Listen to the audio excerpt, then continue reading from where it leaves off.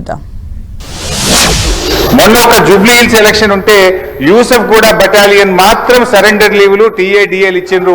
రాష్ట్రంలో 1,00,000 మంది పోలీసులకు సరెండర్ లీవ్లు టీఏలు డిఏలు రాక ఇబ్బందులు పడతా ఉన్నారు. దయచేసి పోలీసులను కూడా ఆదుకోవాలని, గతంలో నేను ఫైనాన్స్ మినిస్టర్గా ఉన్నప్పుడు ఎప్పటికప్పుడు సరెండర్ లీవ్లు టీఏడిఏలు ఇచ్చాం. ఈ ప్రభుత్వం వచ్చిన 2 సంవత్సరాల నుంచి పెండింగ్లో ఉన్నాయి కనుక వాటిని విడుదల చేయండి. ఇలా పోలీసులు కూడా తీవ్రమైనటువంటి ఆవేదనలో ఉన్నారు. పోలీసులకు ఉండే ఆరోగ్య భద్రత స్కీమ్ కూడా బంద్ చేసిండ్రు. మీరు 1,00,000 రూపాయలకే పరిమితం చేసిండ్రు. పోలీస్ కానిస్టేబుల్ చాలా ఇబ్బంది పడతా ఉన్నారు.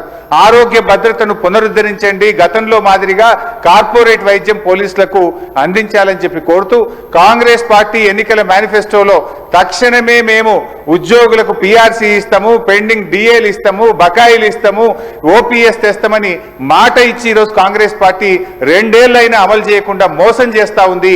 జరిగిన అన్యాయం ఇప్పటికే చాలా జరిగింది. తక్షణమే ఇప్పటికైనా ఉద్యోగులకు, రిటైర్డ్ ఉద్యోగులకు, పోలీసులకు ఇచ్చిన హామీకి కట్టుబడి మేలు చేయండి అని చెప్పి మీ ద్వారా ఆర్థిక మంత్రి డిప్యూటీ సీఎం గారిని నేను కోరుతా ఉన్నా. అధ్యక్ష, గౌరవ సీనియర్ శాసనసభ్యులు హరీష్ రావు గారు ప్రస్తావన చేసిన అంశాలన్నిటిని కూడా నోట్ చేసుకున్నాం అధ్యక్ష. కానీ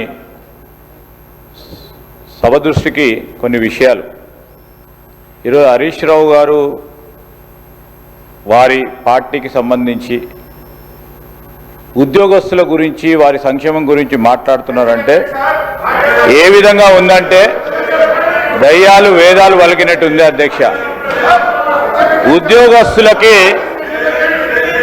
ప్రతి నెల వారి జీతభత్యాలకు సంబంధించి 20 తారీఖు వరకు జీతాలు ఇయ్యలేని పరిస్థితుల్లో వారి ప్రభుత్వం నడిపారు. ఇప్పుడు వారి ఉద్యోగస్తుల గురించి మాట్లాడుతూ ఉన్నారు అధ్యక్ష. ఏదేమైనప్పటికీ ఉద్యోగస్తులకు సంబంధించిన సంక్షేమం, వారికి రావాల్సిన జీపీఎఫ్ కానీ, రిటైర్ అయిన పబ్లిక్ సర్వెంట్స్ సంబంధించిన అంశం విషయంలో ఒక సిస్టమ్ని ఏర్పాటు చేసుకొని వారికి ఏ విధమైన ఇబ్బంది రాకుండా అన్ని విధమైన చర్యలు తీసుకుంటామని గౌరవ సభ్యులకు తెలియజేస్తా ఉన్నారు. శ్రీ మాజిద్ హుసేన్.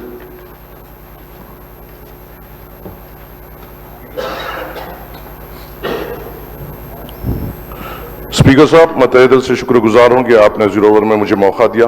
मैं आपके जरिए से हुकूमत के सामने ये बताना चाहता हूं साहब कि नामपल्ली हलके में मेजर गवर्नमेंट हॉस्पिटल से जो रियासत तेलंगाना के सबसे बड़े हॉस्पिटल है, एक है एमएनजे कैंसर हॉस्पिटल, दूसरा है नीलोफर चिल्ड्रंस हॉस्पिटल, तीसरा है सरोजनी देवी हॉस्पिटल और एक सबसे बेहतर परफॉर्मिंग नामपल्ली वार्ड हॉस्पिटल है साहब, जिसके ऊपर हुकूमत की नजर होना सख्त जरूरी है।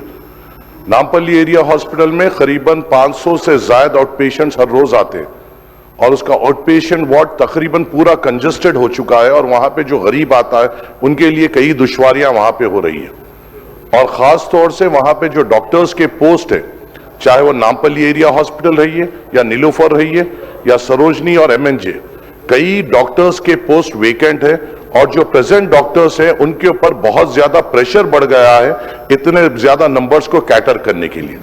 मेरी आपसे दरख्वास्त है साहब कि ये ऐसे हॉस्पिटल्स हैं जो तेलंगाना के ज्यादातर गरीबों के जो मेजर बीमारियां हैं और जो बच्चों का इलाज है यहाँ पे हो रहा है और हमें उन डॉक्टर्स का प्रेशर कम करना है और वहां के गरीबों के साथ ठहरना है। मेरी आपसे अदबन गुजारिश ये है साहब कि इंचार्ज मिनिस्टर साहब के साथ, हेल्थ मिनिस्टर साहब के साथ एक फौरी एक रिव्यू मीटिंग इन हॉस्पिटल्स के लिए रखी जाए। वहां पर साहब एक आईसीयू भी होना बेइंतहा जरूरी है नामपल्ली एरिया हॉस्पिटल में। अगर कोई सीरियस कोई पेशेंट या खवातीन वहां